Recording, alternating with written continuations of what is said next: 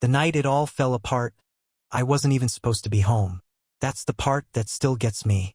If my buddy Mike hadn't canceled on me last minute, if the bar hadn't closed early for renovations, if I hadn't decided to take the back roads instead of the highway, I would have never known. I would have gone on like an idiot, sleeping next to a woman who had already left me in every way that mattered. I pulled into the driveway and immediately knew something was off. The porch light was off, which Lisa always kept on. Her car was there, parked slightly crooked like she had rushed inside. And the house was too quiet. Not the usual Friday night kind of quiet, where she'd be curled up watching some mindless reality show, but the kind of quiet that presses against your chest and makes your pulse quicken.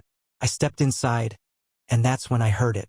Not words, not full sounds, just movement, the unmistakable shuffle of feet, the soft creak of a mattress under shifting weight. I didn't move right away. I just stood there, keys still in my hand, feeling like my body wasn't mine anymore.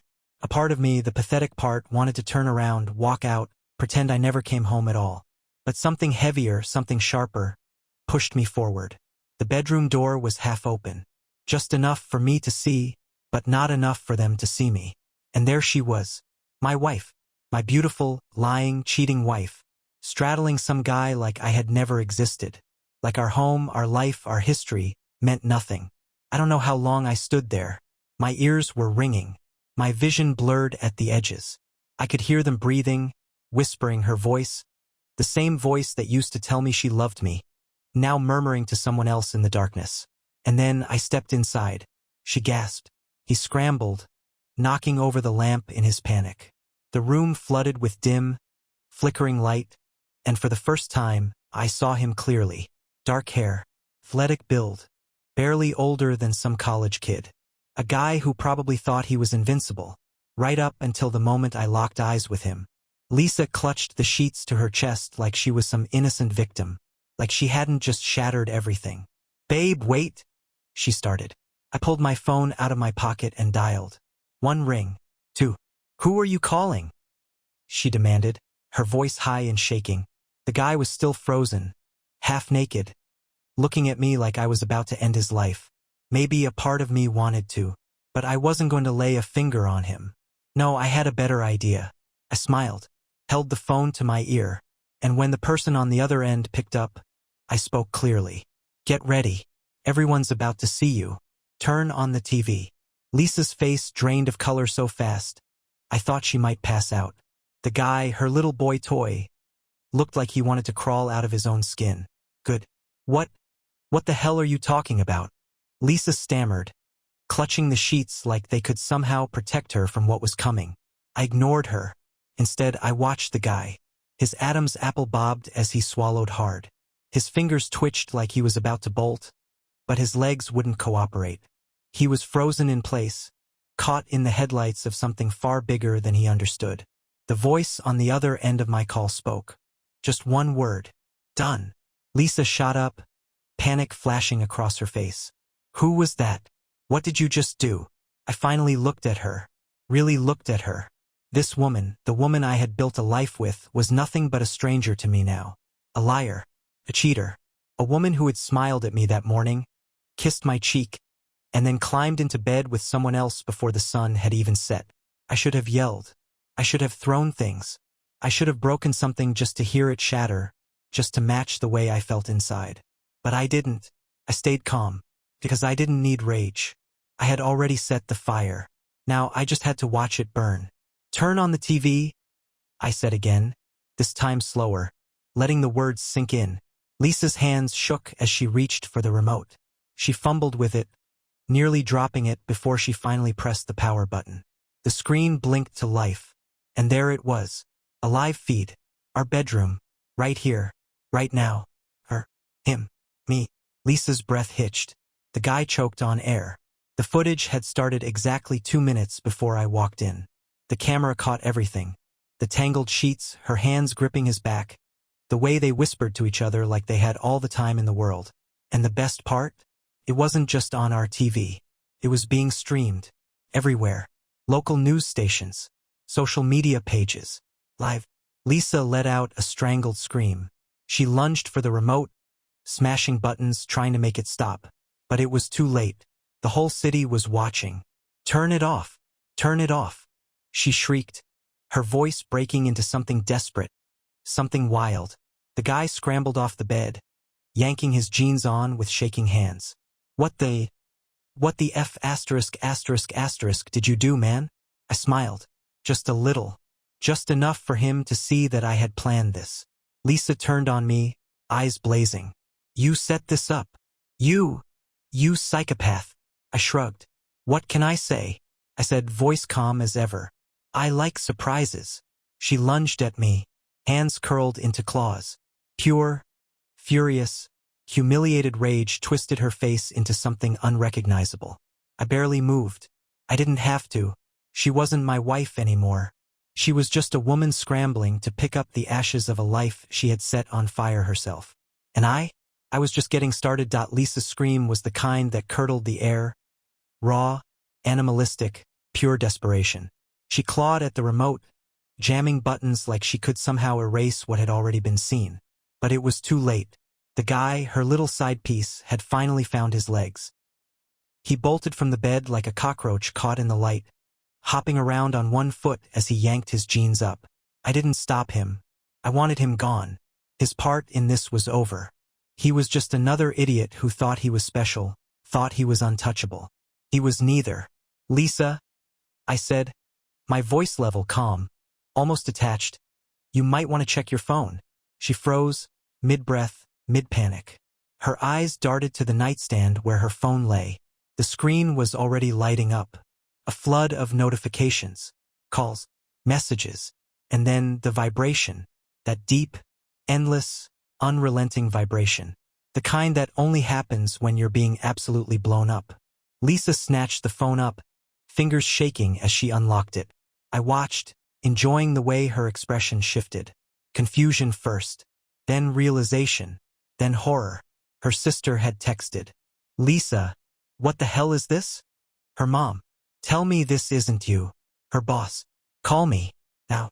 Hundreds, no thousands, of notifications flooded her screen. Social media tags, reposts, comments flying faster than she could read. It wasn't just being streamed. It was being shared. Every single person who had ever known her was watching her at her worst. She turned to me, chest heaving, eyes wide, but no words came out. There was nothing left to say. "You did this to yourself," I told her. "How?" she shrieked, the remote slipping from her hands. "How did you do this?" I smiled. And this time it wasn't just to rub salt in the wound. This was real amusement.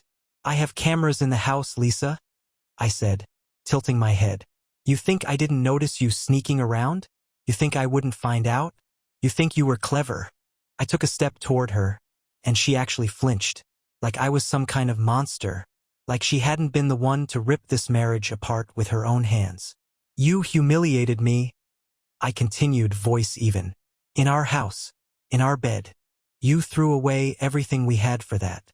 I jerked my chin toward the door, where her little boy toy had already vanished. "So I figured, why not return the favor?"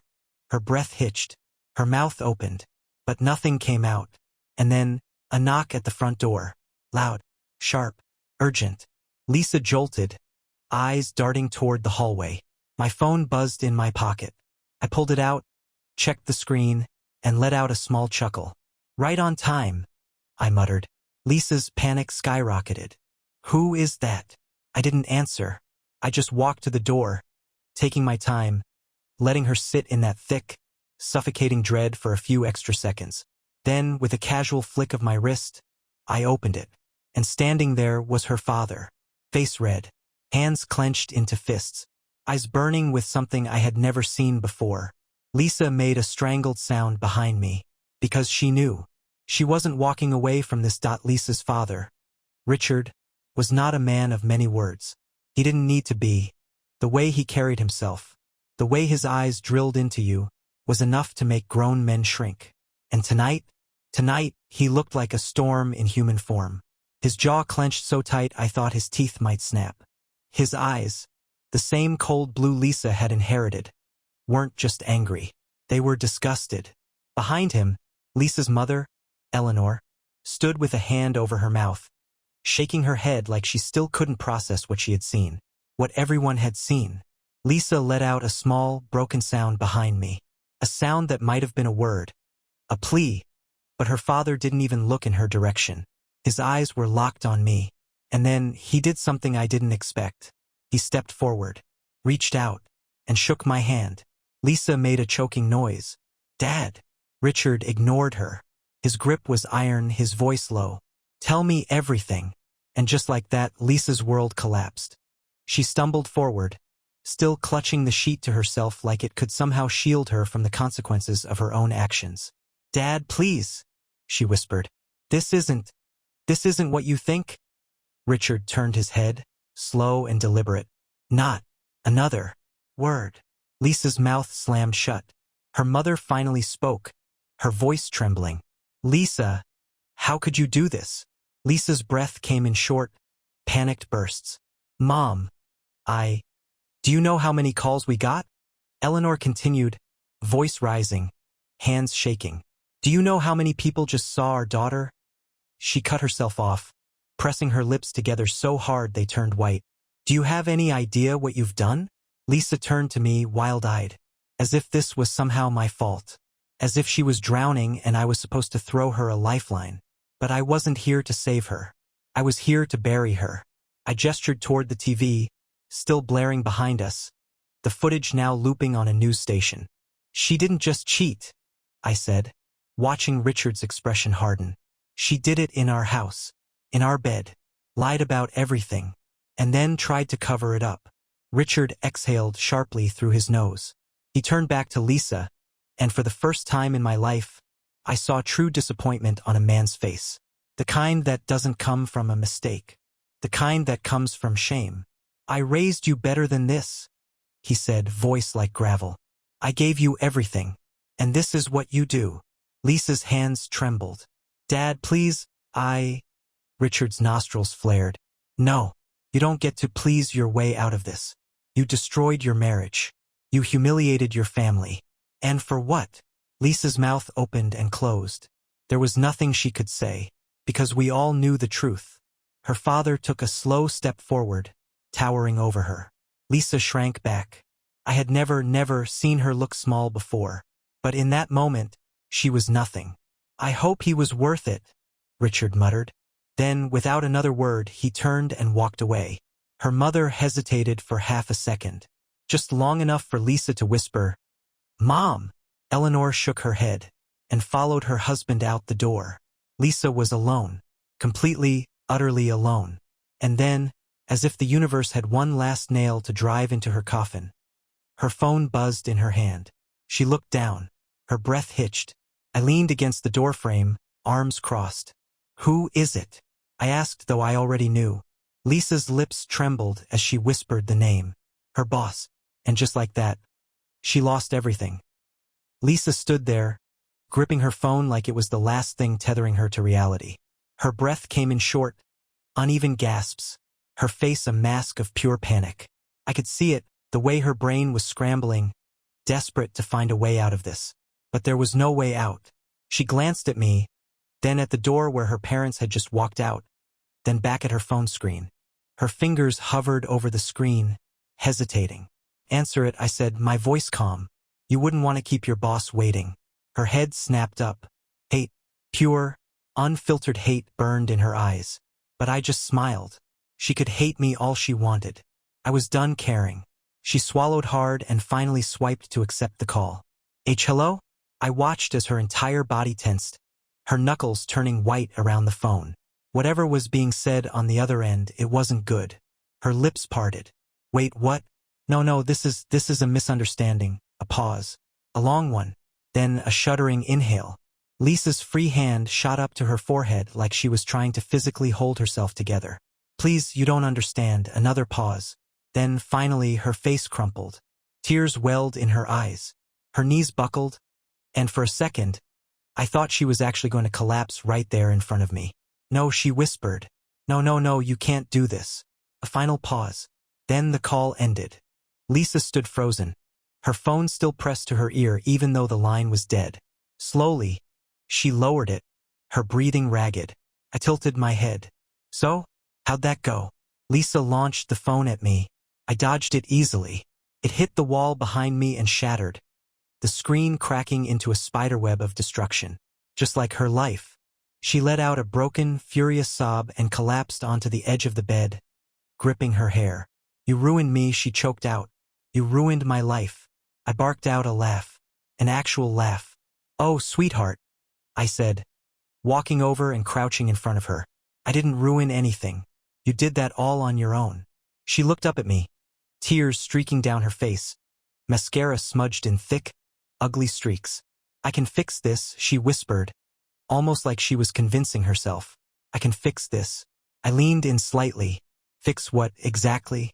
She blinked rapidly, like she was trying to wake up from a nightmare. I'll talk to my boss. I'll tell my parents that you set me up. I shook my head, cutting her off with a slow, almost pitying smile. Lisa, I said softly, it's over. Her breathing hitched. I stood up, straightening my shirt. You lost your family, your job, your reputation. And for what? I gestured toward the empty space in the room where her little side piece had run for his life. Some guy who didn't even have the balls to stay and face what he did? Lisa's eyes darted to the door. Desperate. She thought maybe he was still here, that he'd come back, that he actually gave a damn. I let the silence stretch between us. Let it sink in. Then I dropped the final bomb. You might want to check your bank account. Her head snapped up. Confusion. Then suspicion. Then full-blown fear. She scrambled for her shattered phone before realizing it was broken beyond use. With shaking hands, she rushed toward the nightstand, grabbed her laptop, and threw it open. I watched as she logged in, breath hitching with every second that passed. And then she froze, completely still. Then, a single whispered word. No. I smiled. Oh yes. Her hands clapped over her mouth as she let out a strangled noise. Half sob, half breathless horror. Her entire savings account. Gone. Every last cent. She turned to me, voice shaking. I shrugged. You always told me we should share everything. So I figured, why not? Her hands shook as she pointed a trembling finger at me. That's illegal, she hissed. That's theft. I tilted my head. Is it? Her lips parted, then shut. Because she knew. She couldn't prove a thing. She had given me access to everything.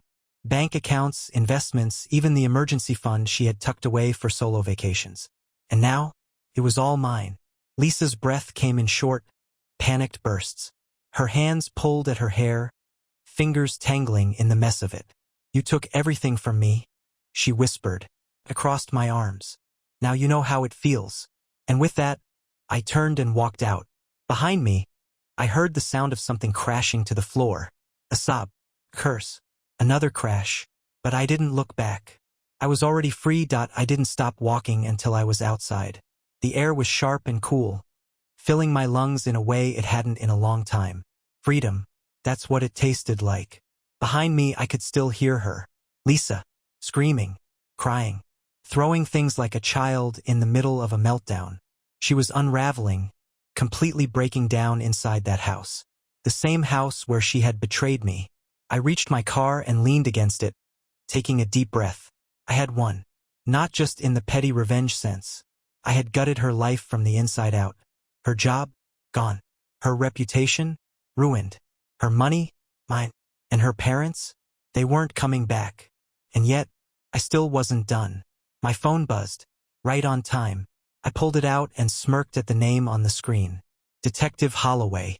I answered, keeping my voice casual. Hey, detective. How's our girl doing? A chuckle came from the other end. Just like you said she would. We've been watching her accounts for weeks.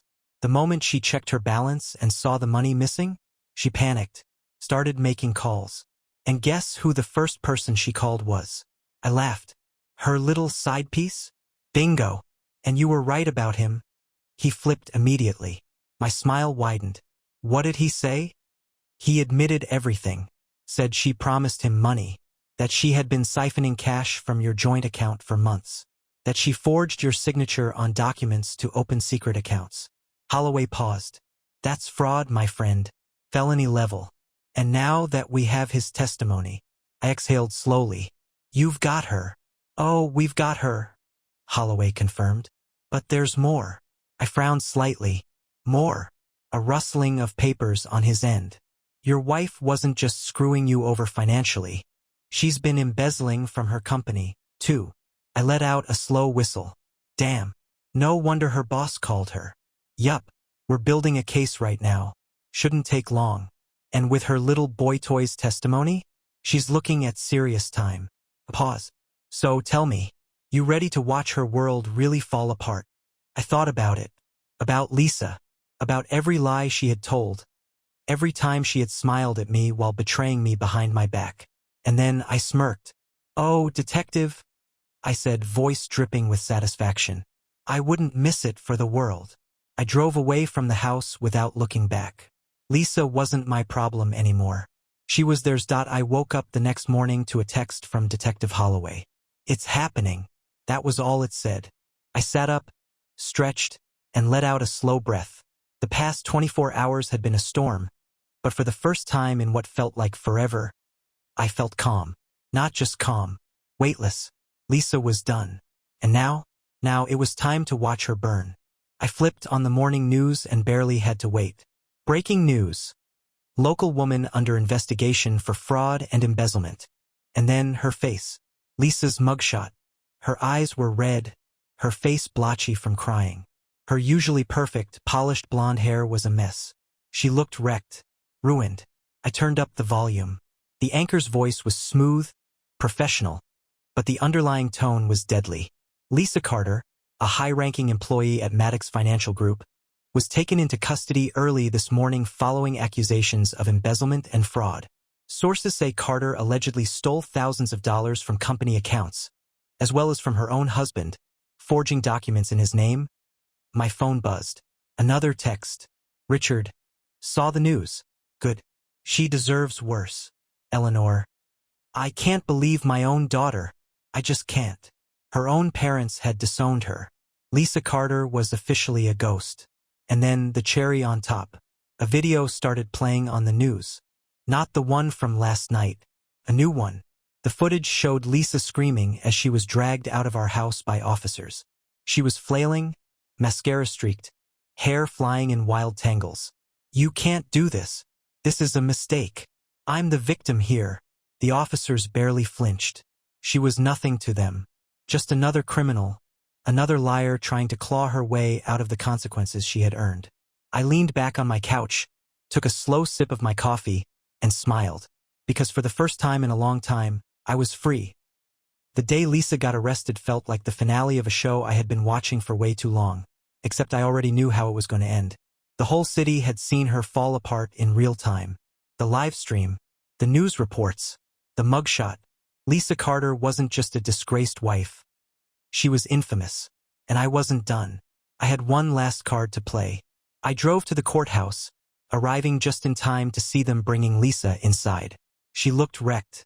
The same woman who used to walk with her chin high, treating the world like it owed her something, was now handcuffed and barely keeping it together.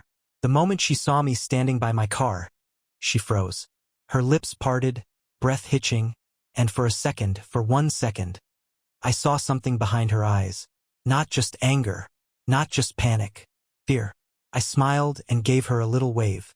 She lunged forward like she wanted to kill me, but the officers tightened their grip on her arms, yanking her back. You bastard! She screamed, her voice cracking. You did this. I'll destroy you. Do you hear me? The officers didn't even blink. They just dragged her inside while she kept shrieking, her voice echoing off the stone courthouse walls. I exhaled slowly, watching the doors slam shut behind her. And then, without a single ounce of regret, I walked away. Lisa Carter was gone. But I was just getting started. The trial was a formality at this point. The evidence was airtight.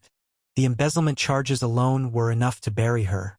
But with my testimony, with her little sidepiece's confession, she didn't stand a chance. A week later, Lisa Carter was sentenced to 7 years in prison.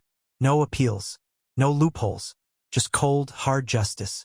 A few days after the sentencing, I found myself sitting in my new condo, a drink in my hand, watching the sunset over the city. My phone buzzed. Unknown number. I hope you're happy. I smirked. I didn't need to check who it was. Lisa had finally used her one phone call on me. I took a sip of my drink, then replied, "Me? I am." Then I blocked the number and leaned back, letting the warm glow of freedom settle over me. Lisa was exactly where she deserved to be. And me? I was finally free. 2 months passed. 2 months of absolute silence. No screaming. No lying. No Lisa. I had sold the house. Got a damn good price for it, too. Turns out scandal sells. People eat that stuff up. Some tech guy bought it. Didn't even blink when I told him about the livestream incident. He just laughed and said, "Hell of a way to go viral." I took the money and started fresh. New condo. New car. New life. Lisa? She was rotting in prison. 7 years, no parole. Her job was gone, her reputation was dust, and her parents? They never visited. Not once. But then, one night, I got a call. I was sitting on my balcony, whiskey in hand, enjoying the quiet when my phone buzzed. Unknown number. I almost ignored it, but something in my gut told me to pick up. I put it on speaker, and the second I heard the voice on the other end, I knew. "Hey babe." I didn't say anything, just took a slow sip of my drink. Lisa let out a soft, bitter laugh. "Not even gonna say hi." I swirled the whiskey in my glass. "I blocked your number." "You did," she admitted. "But you can't block prison phones forever." I smirked. "Watch me." Silence. Then her voice dropped to a whisper. "I need your help." I actually laughed. Laughed. "You need my help?" I repeated, shaking my head. "Lisa, the last time I saw you, you were being dragged into a courthouse in handcuffs, threatening to kill me." More silence. Then, barely audible, "They're gonna kill me first." That made me pause. I set my drink down and leaned forward. "What did you just say?" Her breath was shaky. "I'm in trouble," she whispered. "Real trouble. You don't get it. Prison isn't like the movies. I don't—" She sucked in a sharp breath. "I don't belong here." I rolled my eyes. "No, Lisa. You do." Her voice cracked. "You don't understand, Nathan. There are people here, dangerous people. I made the wrong enemies. I don't have money. I don't have protection. I don't have—" She stopped herself. I let the silence stretch. Then I said, "Good." A shaky inhale. "Nate, please. Please. I know I messed up. I know I hurt you. But you don't want this. You don't want me to—" She cut off suddenly. A rustling sound. A muffled voice in the background. Then Lisa's voice. Panicked. Shaking. "I have to go. Please. Please just think about it." The line went dead. I sat there for a long time, staring at my phone. Then, finally, I picked up my glass, took another sip, and let out a slow breath. I slept like a baby that night. A week passed. Then too, Lisa didn't call again. Maybe she found another poor idiot to beg for help. Maybe whatever trouble she was in had finally caught up to her. Either way, I didn't care. Or at least that's what I told myself. But the truth? The truth was that her voice, that desperation, stayed with me longer than I wanted it to. Not because I felt bad. No, Lisa had earned every second of her misery.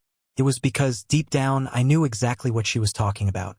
Lisa had spent her whole life playing games, thinking she was smarter than everyone else. But prison, that wasn't a game. There were real wolves in there, and Lisa? She wasn't one of them. She was just another piece of meat. And me? I had thrown her into the pit.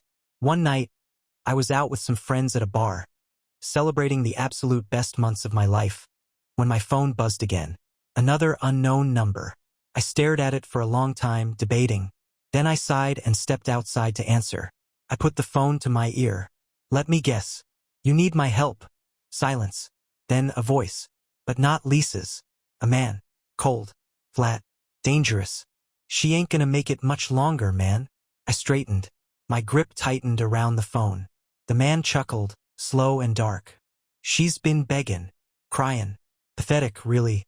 Thought maybe you should know." A pause. Then, "You want to say goodbye?" The air went still. I turned, looking through the bar's glass windows, watching my friends laugh and drink without a care in the world. My world. My new life. Lisa wasn't part of it anymore, and she never would be.